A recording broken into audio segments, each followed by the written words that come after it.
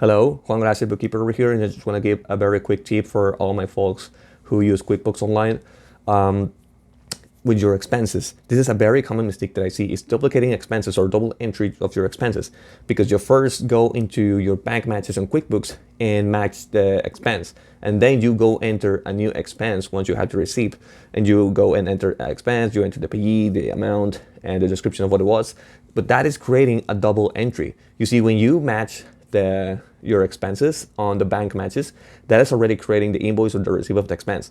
That is creating that expense on your books. So it's already been created. You don't need to add the expense to go add a new and all that stuff. You don't have to. So either don't match it on the bank matches and wait until you enter the expense, or don't enter the expense, just match it on the bank matches, and that's about it. Because if you start double entering, that's what's going to happen, is that your reports are not going to be accurate, because your revenue is going to decrease as you are double entering these expenses, and you're going to be cheating a little bit on your tax, because that you are taking advantage of that tax deduction twice because it's duplicated and you're paying less taxes, and that's really wrong.